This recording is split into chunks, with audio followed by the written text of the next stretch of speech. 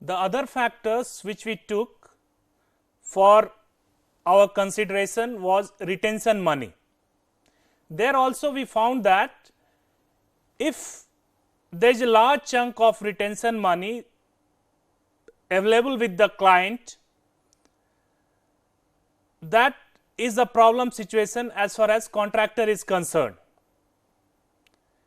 So, there also we took 3 different cases. In first case we took 5% retention, then in another case we took 10% retention, and in one case we took no retention, that means 0 retention. And we found that as far as contractor is concerned, the lower is the retention value, the better it is for him. Now, we will continue our discussion on project cash flow. Basically, we will study the remaining factors which affect project cash flow. So, you will notice that the type of measurement, whether it is over measurement, whether it is under measurement, has an impact on project cash flow. Now, I will define these 2 terminologies.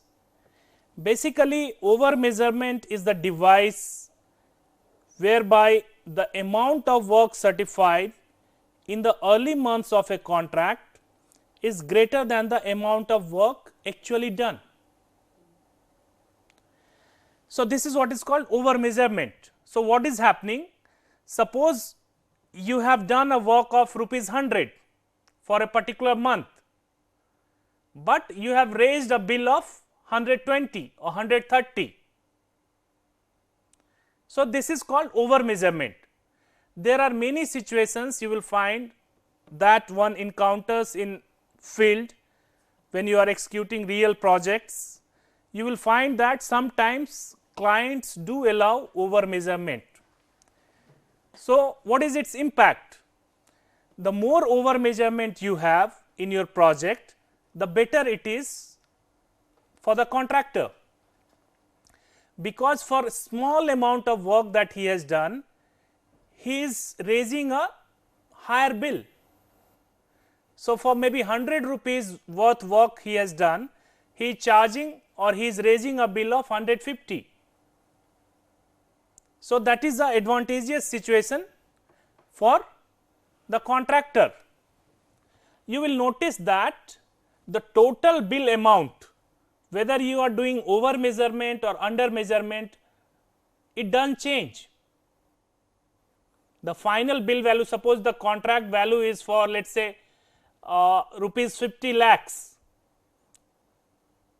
So, although you must be doing over measurement for initial months, at the end of it, the sum of all the bills that you must have raised must be equal to rupees 50 lakhs, which is your contract value. So, this point you have to understand very clearly, that over measurement helps the contractor because it eases the pressure on his cash flow. And second thing, even though he is doing over measurement, the total bill value will never exceed the contract value amount. Okay. Now, it is, we will move to another factor which is under measurement. It is just the reverse of over measurement. So, it is basically the situation whereby the amount of work that is certified, certified means it has been approved by the owner in the early months of a contract is less than the amount actually done. See, it could be like this. Suppose you are executing a project. Now, it may so happen that for doing a particular item or for doing a particular activity, you must have spent rupees 100,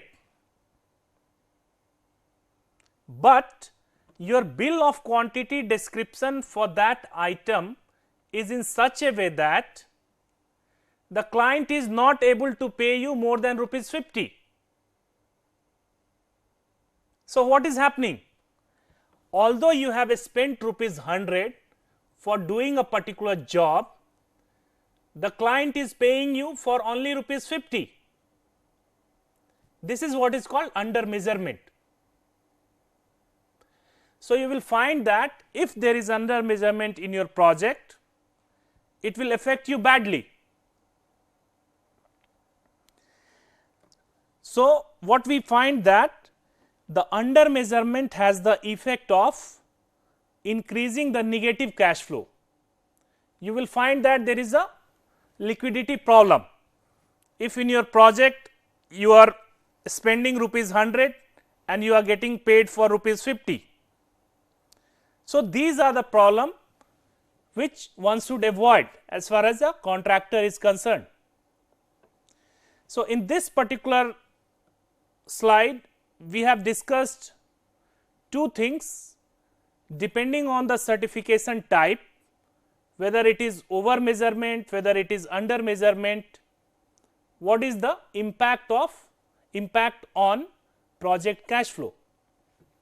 So, just to summarize, over measurement helps the contractor's project cash flow, under measurement it adversely affects the contractor's cash flow. Now, we will move to some other factors, that is delay in receiving and paying. So, the time period between the basically it is the delay.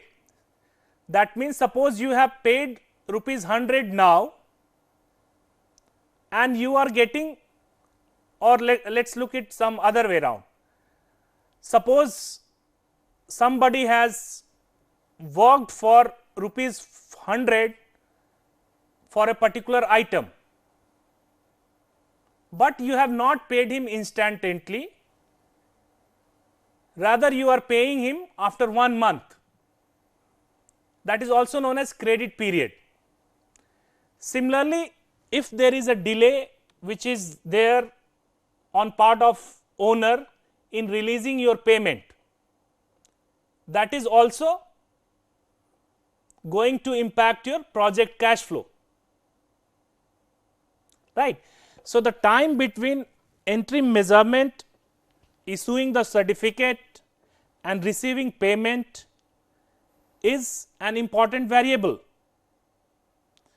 Any increase in the delay in receiving the money, you will find that it increases your capital lockup.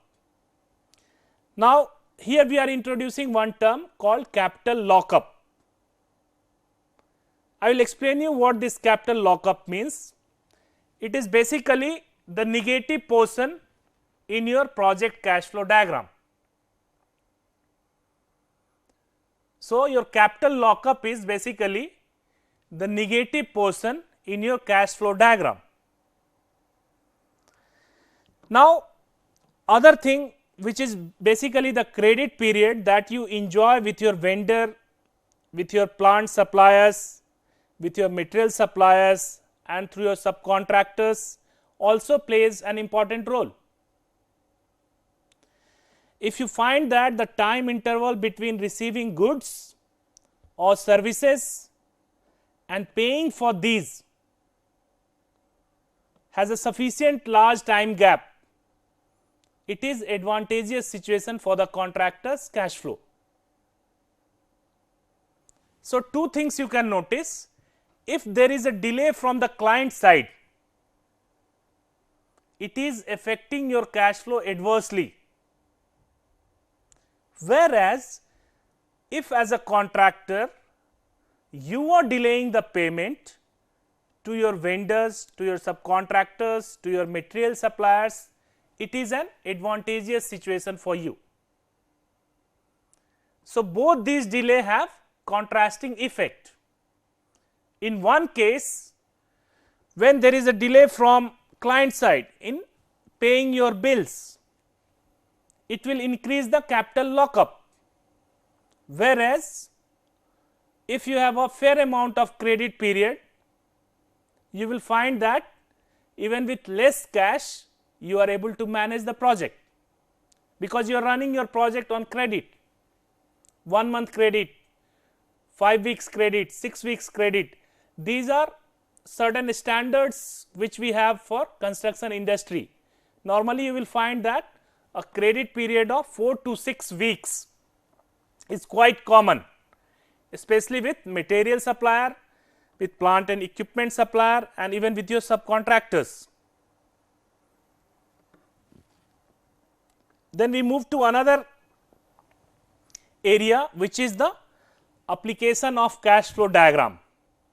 Now, before this, I want to summarize the factors which affect the project cash flow.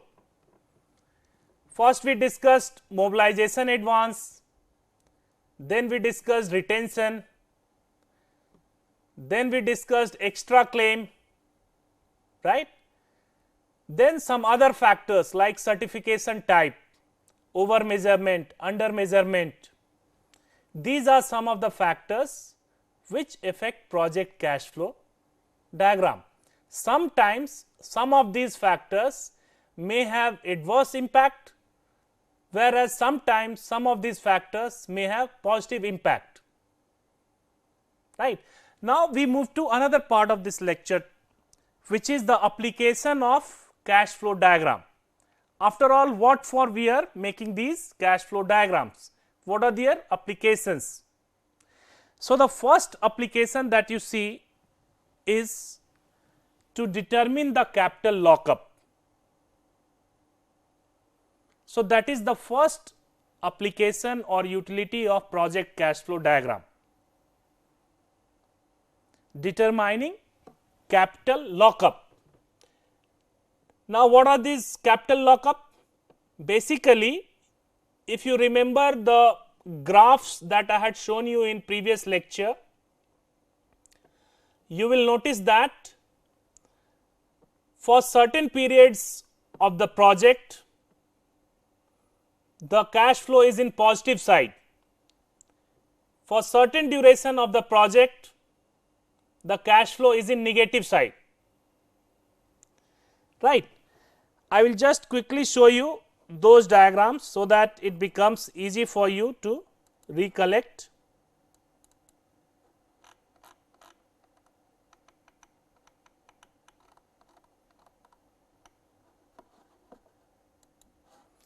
Just look at these diagrams. This was already discussed in yesterday's lecture. Now, at this point of time, we will see what is capital lockup using these diagrams. What you notice in the top graph is the situation when the contractor has received mobilization advance, whereas the bottom figure shows that contractor has not received any mobilization advance. Now, if you look at the first, that is top picture, you find that the project cash flow is in positive side, right, for up to month 6. Can you notice this? Whereas between month 6 to month 10, between month 6 to 10 in top figure, the cash flow is in negative side, and then again from month 10 onwards it is in positive side. Is it clear to you, technology class?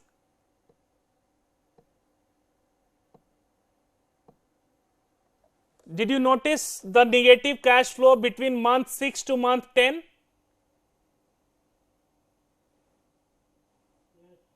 Okay. So, this negative cash flow is nothing but your capital lockup. That means, between month 6 to month 10, you require some money to be raised either from your own source or by borrowing. So, this negative area, if you calculate, will give you the capital lockup. So, in first case you find that capital lockup is less, whereas if you see the lowermost figure, the cash flow is in negative right from month 1 and it continues till month 10. So, what you notice, almost for the total project duration, cash flow is in negative. That means the capital lockup portion is very high in situation when there is no mobilization advance. So, how do we find the capital lockup? By calculating the area which is in the negative side. By calculating the area which is in the negative side. Now, so this is what is mentioned in the slide. If you quickly see the slide, the negative cash flow experienced in the early stages of projects represent locked up capital or capital lockup. Now, this capital can be supplied either from the contractor's own sources, maybe the contractor has earned profit from some other projects. So, that money he would like to pump in here, or this capital can be borrowed. So, there are two options, either you use your own money or borrow it from the market if you want to run the project.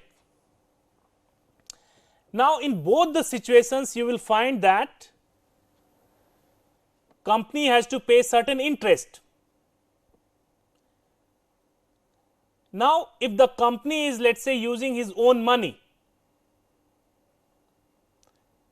then also he is losing the interest. Why? Because in that case, if he is not using the money for this particular project, he has an option to invest it somewhere else. So, the money which he has brought in this particular project could have been used in some other project, and there he must have earned certain money. So, here also he is losing certain interest on the capital that he has borrowed. Now, if he is borrowing it from some other agency, from some other sources, then also he has to pay the interest. Clear? So, what we have to do is, we have to calculate the financing charges. That means, how much interest we have to incur or we have to pay to the borrower, or sorry, to the lender. We calculate and then we put this money also in the estimate. I will show you how it is done. For calculating the financing charge, there is a term called CAPTIM. Now, CAPTIM is a short form of capital multiplied by time. So, first three letters have been picked from capital and time to make a word CAPTIM. So, whenever you find word CAPTIM, you understand that it is a product of capital and time. Now, what would be its unit? For capital, it is rupees, it could be dollar, it could be pound, it could be euro, anything. And for time, the most common unit as far as project cash flow is concerned is month. So, its unit could be rupees month or dollar months, right, unit of capital and unit of time. Now, how do we calculate CAPTIM? Basically, we calculate the area between cash out and cash in. So, how much area is in positive side and how much area is in negative side? We calculate. Now, if you want to do exact analysis, you should take the difference of these two areas. But in order to simplify our calculations, what we do? We neglect the area which is in positive side. What we do? We neglect the area which is in positive side and concentrate only on the area which is in negative side. So, if you see this figure,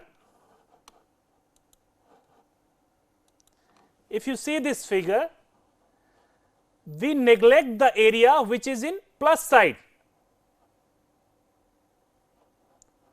We take the area which is in negative side only. So, that means area starting from month 6 to month 10. This area we calculate and we get the CAPTIM value, which will be in unit of rupees month, or it could be dollar month. So, what you find from these two figures is, in first case, that is with mobilization advance, the CAPTIM value would be low, whereas if there is no mobilization advance, you find that the CAPTIM required would be high, because the area which is coming in the negative zone, that means below x axis or negative side of y axis, you find that there is large chunk of area. So, the CAPTIM would be very high. So, is it clear how to calculate the CAPTIM? Yes, technology class, you know, understand now how to calculate CAPTIM? Okay. Now, the question comes, why are we neglecting the positive area? This is because the positive area indicates that the money is with the contractor. Now, it will be very rare that contractor will get the same interest percentage on this money when compared to the amount which he has borrowed from some other agency. So, you will find that these two interest rates vary, and the interest that the contractor is supposed to pay on the borrowed amount will be significantly higher than the interest which the contractor would have earned if he is investing this money with some bank. So, suppose for borrowing the contractor is paying 15% interest. For borrowing, let us assume the contractor is paying 15% interest.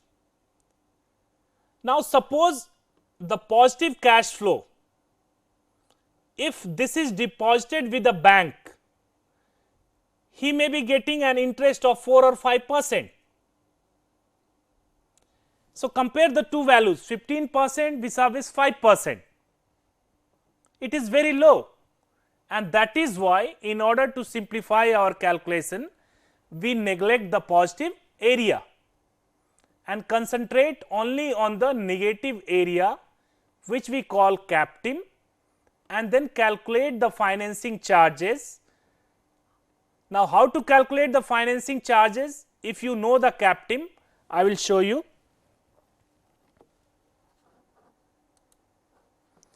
You can note down this formula.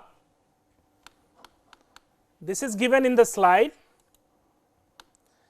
which says, if you say the second last bullet point, interest on the capital required for the project, interest on the capital required for the project, which is nothing but the financing charges. So, if somebody says what are the financing charges, it is nothing but the interest on the capital required for the project.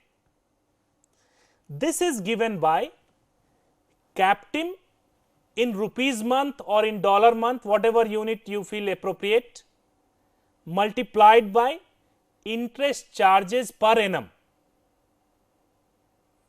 multiplied by interest charges per annum, which in this case could be 12%, 15%, anything, divided by 12. So, now it must be clear to you how to calculate the financing charges.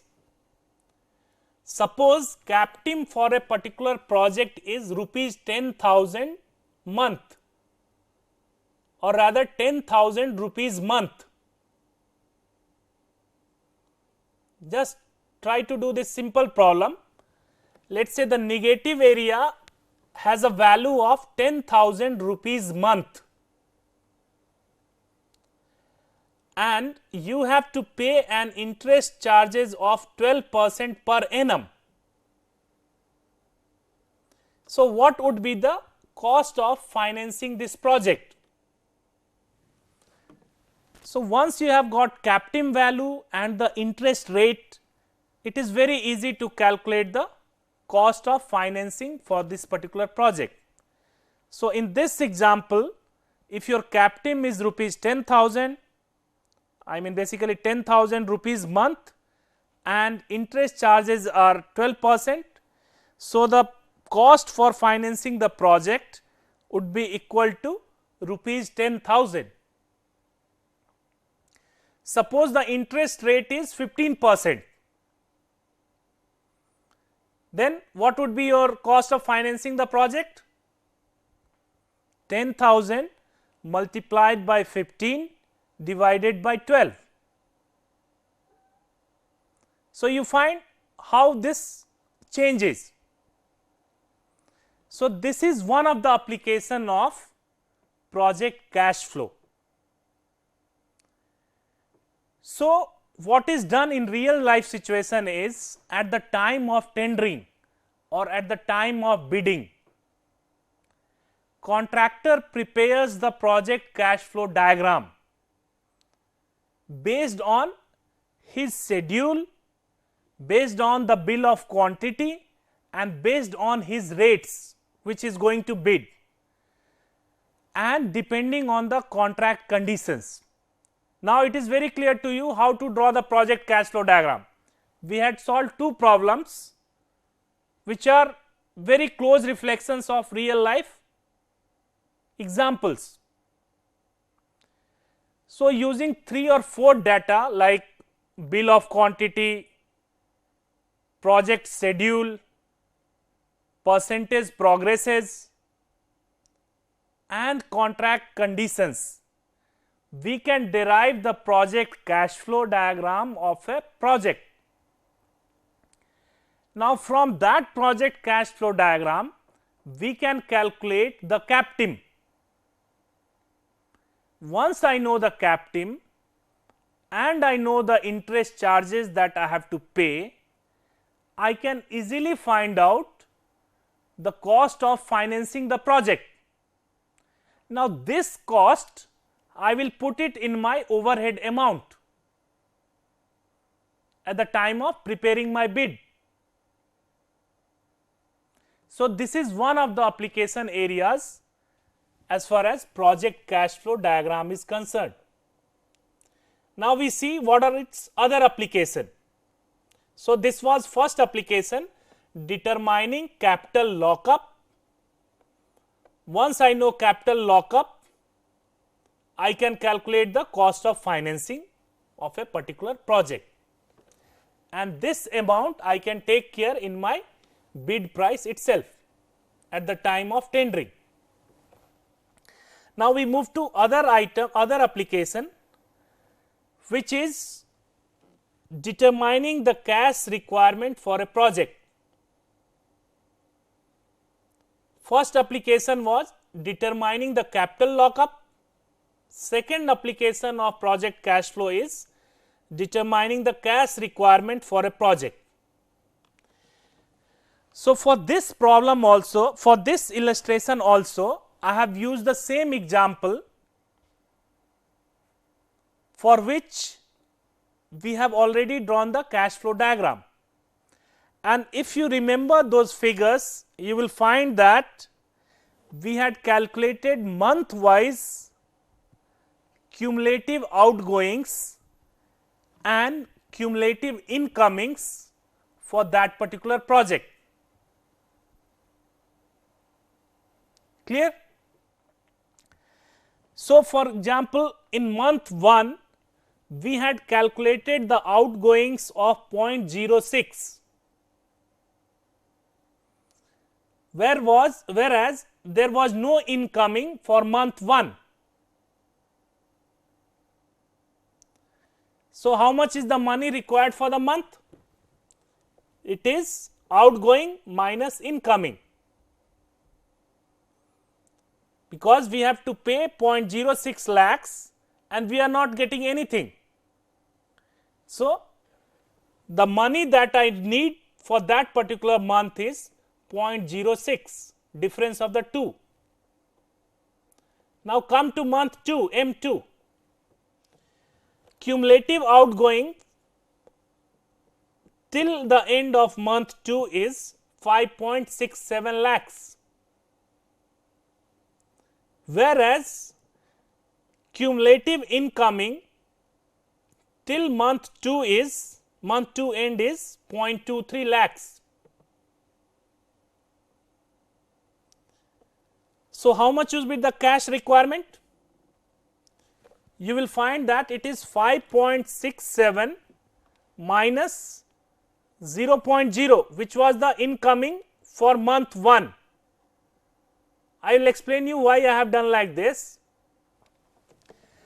This type of calculation I have performed on the assumption that I will be spending throughout the month, but I will be receiving the money only at the end of the month. This point please make very clear.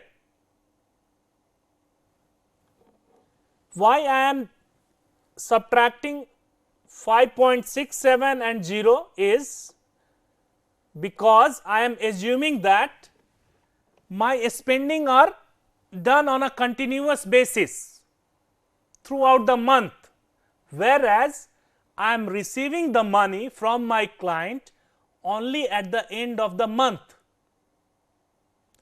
That is why it is not simply 5.67 minus 0.23. No, I have subtracted the outgoing value of month 2 from the incoming value of month 1. Please note down. Similarly, for month 3, the cumulative outgoings are 33.77 and cumulative incoming is 22.01. So, what is the money required for month 3? Please see very carefully, it is 33.77 minus 0.23. 0.23 is the incoming for month 2. Is it clear, technology class?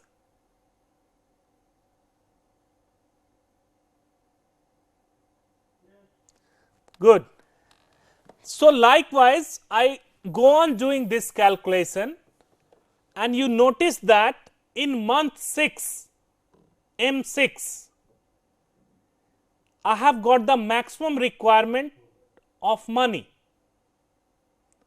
It is, if you see, it is 234.63. I have shown it in bold. 234.63 minus 130.50. 130.50 is my incoming of month 5. So, the total money required for me for this particular month is 104.13. Now, the calculations would change if I assume that I am paying all my vendors at the end of the month and I am receiving all the money at the end of the month, then it would be very straightforward calculation. I am paying on the last day, I am receiving on the last day of a month. So, then the money required would be very simple, cumulative outgoing for that particular month minus incoming for that particular month. It becomes very simple, but if you assume that expenses are done on a continuous basis, whereas receipts are there only at the end of the month, then the complication arises, and that is taken care of in this particular fashion which is shown in the slide. So, what we have found? We have done this calculation for remaining months also. For example, in this particular slide you will notice from month 9 to month 16, M9 to M16. Same way I have performed these calculations, and you find that gradually the requirement of money is coming down.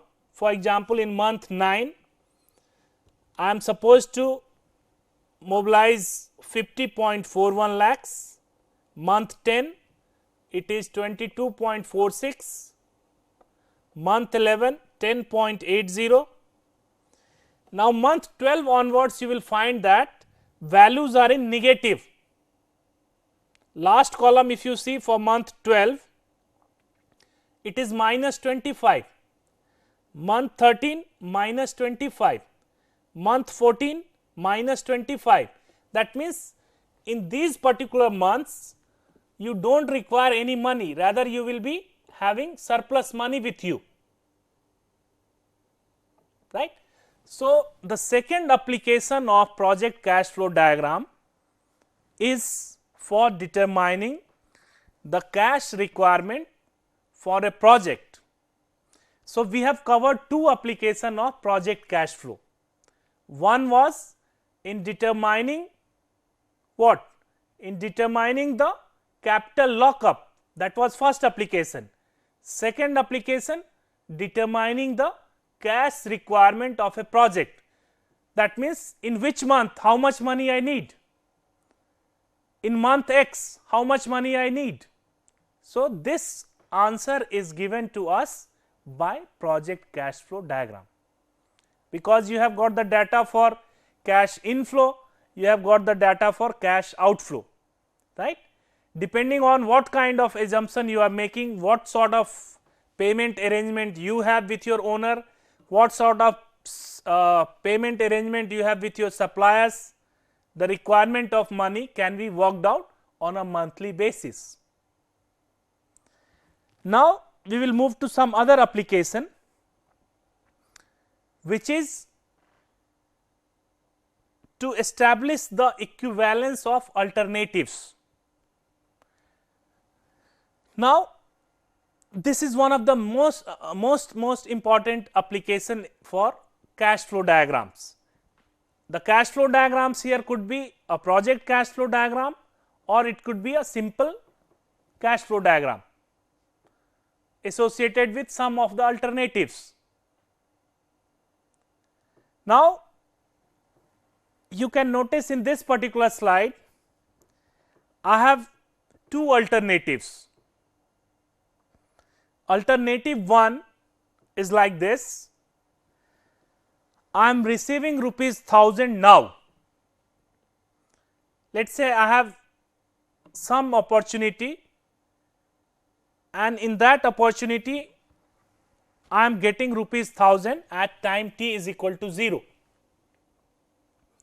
So, that is alternative 1 for me. Alternative 2 is like this. I am not getting paid anything at time t is equal to 0, but I will receive rupees 400 at the end of year 1, again rupees 400 at the end of year 2, rupees 400 at the end of year 3, and again rupees 400 at the end of year 4. Now, two things I would like your attention here. One thing, from here onwards, we will be assuming that all the payments, all the disbursements are occurring at the end of a particular period. If you remember few initial classes, I had made it very clear that I will be following the assumption, or rather the convention of end of payment period or end of period payments, end of period disbursements. So, suppose our period is month. So, we will assume that rupees x I am receiving at the end of month 1, rupees y I am receiving at the end of month 2. Similarly, if I am disbursing some money, I will assume it like this: rupees x I am disbursing at month end 1, rupees y I am disbursing at month end 2. So, this is what is the convention we are going to follow from here onwards, and accordingly we will use the formulas which are derived out of these conventions only, because you will find that if you are using the beginning period convention, you will get a different set of formulas, whereas if you use end of period payment or end of period disbursement, you will get a different set of formulas for interest factors. Now, before going into the details of equivalence, I will quickly take you to different interest factors which we have already discussed. This is just for giving you a revision, and you can note down the important formulas, because in these particular slides I have written those formulas in large fonts, so that it becomes clear to you. So, for example, you can see this slide.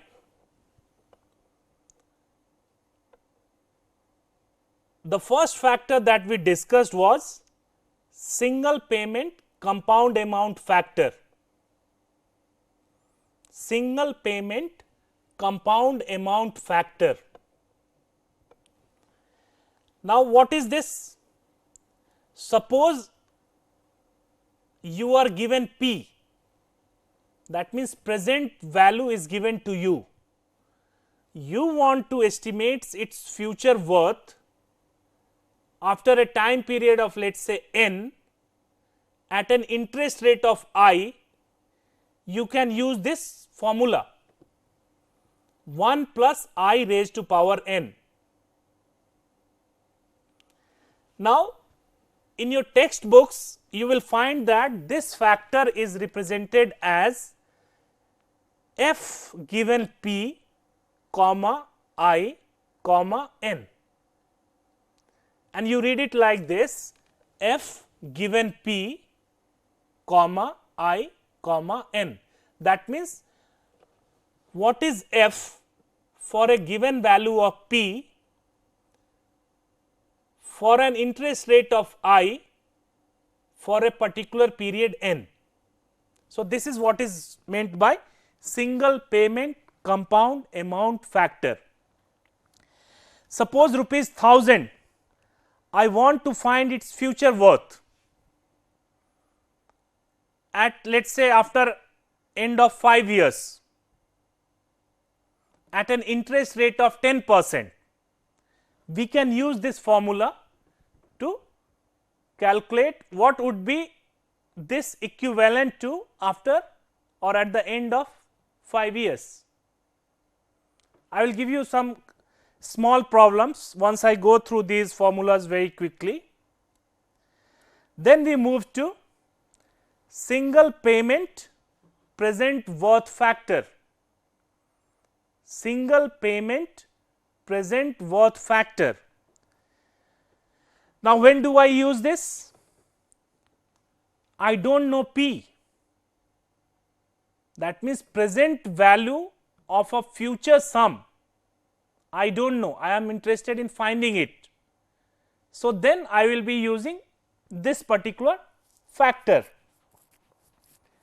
and it is read as P given F for an interest rate of I for a period n. And if you do not want to use interest table, you can use this formula 1 divided by 1 plus I raised to power n to calculate this particular factor, single payment present worth factor. Suppose I am interested in finding the present value of an amount which I am going to get after 10 years. Suppose my institute says that after retirement you will be getting rupees X. Now, I am interested in evaluating how much that rupees X is equivalent to now at time t is equal to 0. I can use this formula to evaluate that. Suppose somebody is going to get rupees 1 million at the end of 10 years from now. Now, suppose that person wants to evaluate how much that 1 million is worth now at an interest rate of, let us say, 10%. You can simply use this formula to find out its present worth. This is clear? Then we move to another factors. This is called uniform series compound amount factor. Uniform series compound amount factor. Now, just see the problem situation. In this, what we are given? We are given annuity for a particular period. A is known to us. Suppose somebody is getting rupees X amount every year for next 5 years. So, that is given to me. Now, I am interested in finding how much this A per year for next n years is equivalent to at the end of year n. So, what is given to me? A is given to me. What is known, what is not known to me? F, future worth is not known to me. So, I am interested, and so I will use this formula F given A for an interest rate of I for a time period of n, and if I want to use the formula, I will use 1 plus I raised to power n minus 1 divided by I. So, this uniform series compound amount factor you can use for situations like this. Suppose you are going to get rupees 1 lakh every year from, let us say, 5 years up to 5 years. Now, you would like to see how much this payment is equivalent at the end of year 5. So, you can straight away refer to this formula and you can calculate it. Now, we move on quickly to sinking fund deposit factor. Sinking fund deposit factor. The problem is just the reverse here. Here I am given F and I am interested in finding what is it equal to every year for a period of n at a given interest rate I. So, I will read this factor as A given F for an interest rate of I for a time period n, and this is given by I upon 1 plus I raised to power n minus 1, just the reverse of previous formula. Now, I will tell you when do we use this formula, sinking fund. In construction industry, you will find that most of the time you have to buy construction equipments. Now, these equipments will work for a limited period, rather they have a limited life. So, at the end of their service life or at the end of their useful life, you want to replace the equipment. So, what you do? From the profits that you make by operating these equipments, you keep certain money aside. Now, the quantum of money that you keep separately or you invest it in bank gives you an equivalent amount which is sufficient to replace the equipment. That means, you can buy a fresh equipment at the end of the service life of old equipment. Suppose you want to raise rupees 20 lakhs at the end of year 7. That means, you have got to have rupees 20 lakhs at the end of 84 months. Now, the question is how much money you should save monthly, how much money you should save monthly at a given interest rate of let us say 10%, so that at the end of 84 months, that means 7 years, you have rupees 20 lakhs ready with you. So, that is the situation when we use sinking fund deposit factor. Now, we move to some other factors, which is capital recovery factor. Now, what is capital recovery factor? As you can notice from this diagram, in this type of problem situation, you are given the P, the present value of some money. So, P is known to us. What is not known to us is A, that is annuity. Annuity is the equal sum of money that you are getting at some specified interval. So, in this situation, I know P, I am interested in finding A for a given period n at an interest rate of I.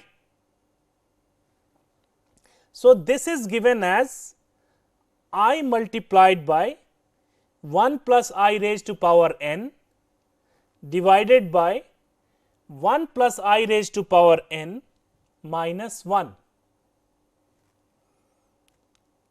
What is the formula? The formula for capital recovery factor is I times 1 plus I raised to power n divided by 1 plus I raised to power n minus 1. In most of the textbook, you will find that capital recovery factor is having a notation of A given P. So, the moment you find A given P, it is nothing but the capital recovery factor. Now, finally, we move to uniform series present worth factor. Uniform series present worth factor. Here, the problem is different. In this type of situation, I am given the annuity value A for a given time period n. That means, at regular interval, I am receiving or I am paying A amount at a at a given interest rate of I. Now, I am interested in finding what is it equivalent to at time t is equal to 0. That means, what is it equal to now? That means, P is what? So, how do I define it? I read it as P given A. P given A for an interest rate of I for a time period n, and the formula for calculating this factor is 1 plus I raised to power n, 1 plus I raised to power n minus 1 divided by I into 1 plus I raised to power n. I repeat, 1 plus I raised to power n minus 1 divided by I into 1 plus I raised to power n. So, this is as far as uniform series formulas were concerned and single payment formulas were concerned. Now, we move to situation in which cash flow is following certain pattern. Two situations we discussed. One was arithmetic gradient, another was geometric gradient. So, if we want to deal with situation like this, in which your cash flows are increasing in an arithmetic fashion or decreasing in an arithmetic fashion. So, for the decrease or for the increase, we can calculate its annuity. This annuity I can add it in the constant value A dash, so that this combined cash flow becomes a simple cash flow with uniform values of A. You note down this formula. I will give you an illustration through which it will be easier for you to understand. Arithmetic gradient conversion factor is 1 upon I minus n upon 1 plus I raised to power n minus 1. 1 by I minus n by 1 plus I raised to power n minus 1. This kind of formula we will be using it to convert the increase or decrease into an uniform cash flow. Why I am interested in converting it in uniform cash flow? Because I have got already different sets of formula pertaining to uniform series. Now, finally, I move to geometric series factor, which already has been discussed earlier. In this, what is happening is cash flow is increasing or decreasing in a geometric fashion. So, for example, if in the month 1 or year 1 you have a cash flow of C, in next month or next year it is C times 1 plus G, where G is the geometric increase or decrease percentage. For the third month, you can make the correction here, C into 1 plus G whole square. So, it is not multiplied by 2, rather it is power 2, 1 plus G raised to power 2. And for the month n, here also you please make the correction, it is C into 1 plus G raised to power n minus 1. It is not multiplied, it is raised to power n minus 1, because it is geometric increase or decrease. So, the ratio is constant. So, that is why it has to be have power. And if you want to convert this into present worth, that means you want to find the value of p for this series, you can calculate it using this formula which is shown on your screen, 1 minus 1 plus g raised to power n into 1 plus I raised to power minus n. Please note this, 1 plus I raised to power minus n. Please make this, write this very carefully, whole thing divided by I minus g. So, the formula I will repeat once again, it is 1 minus 1 plus g raised to power n into 1 plus I raised to power minus n divided by I minus g. So, what I have discussed just now is basically the review of all the interest factors that we will be commonly encountering in our problem solving. Now, you can calculate, rather you can derive all these formulas on your own. So, derivation part I have not touched, and these are very simple calculations, believe me. So, you can try to derive these factors on your own and cross check it with the interest factor tables that is given in most of the textbooks dealing on construction economics. What I have done is, I have taken a sample table corresponding to a particular I value. I have taken I is equal to 10% and plotted the different values using these set of formulas which I have just given it to you. So, you can note down, you can see this particular table. This is what you will find in most of the textbooks. So, this is just a sample interest factor table. Even if it is not that clear to you, it does not matter, because you will be using it from the textbook. Just to illustrate you, in these tables you will have first row like this, it will have value of n, then it will show you f given p.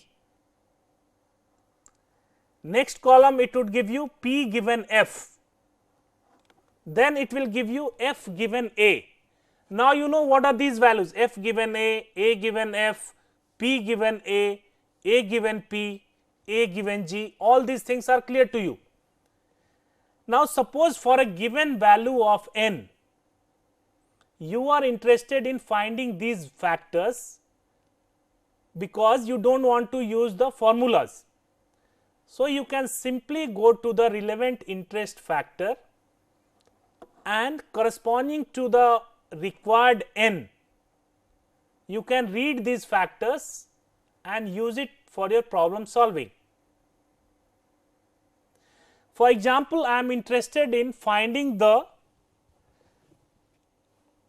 value of p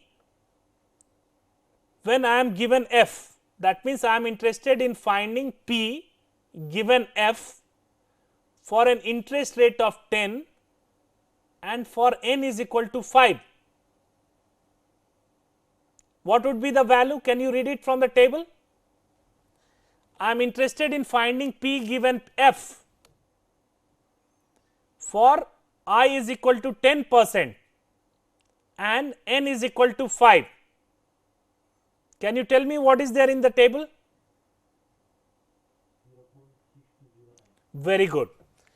So, this type of tables would be available in your textbook for different values of n. In fact, in some of the textbooks you can find interest factors up to n is equal to 100. I have given you up to 10. If you see the next slide, I have taken the extract up to value 10, n is equal to 10. So, whatever value of factors, whatever factor you want, you can read it out from the relevant interest table. Whether it is f given p, whether it is p given f, f given a given f, p given a given p, a given g, all these things tables are available in almost all the textbooks dealing with the subject. Now, just to quickly tell you how to use these tables, I have taken one example. Please note down this example, and I will show you the table and you have to tell me quickly the values. For a sum of rupees 50,000 and a rate of interest 10%, calculate the following time values. Right? Calculate f, calculate a, calculate p.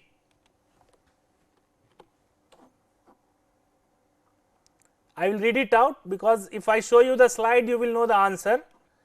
Sum is rupees 50,000, interest rate is 10%, and period n is 10 years.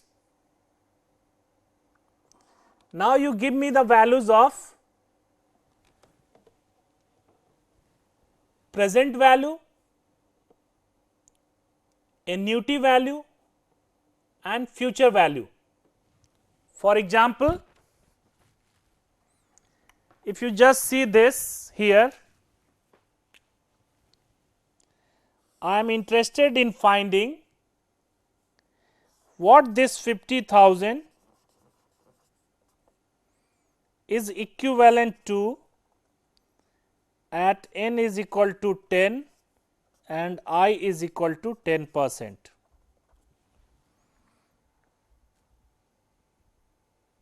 What is this rupees 50,000 equivalent to at n is equal to 10 and I is equal to 10%? Now, from next class onwards, please bring your calculators as well as the interest factors. Right?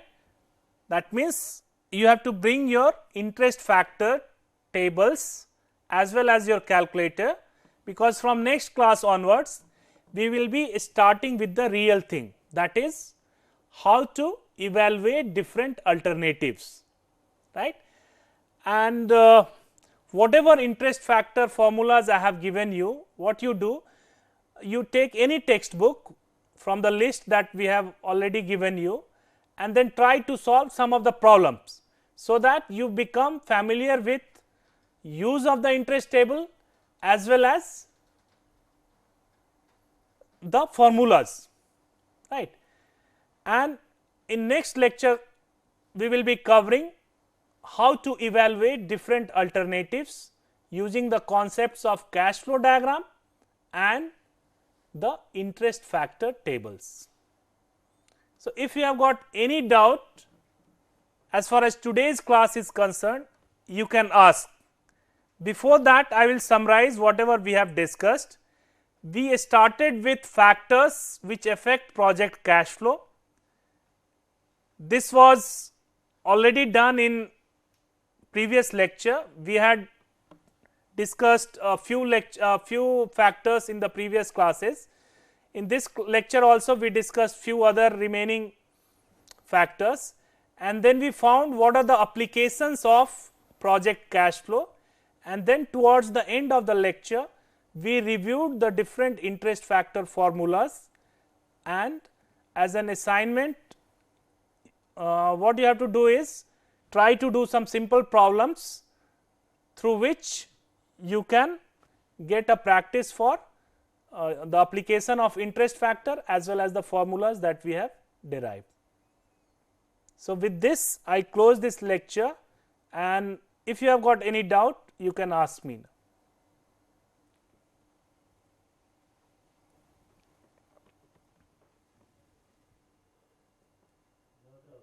Thank you.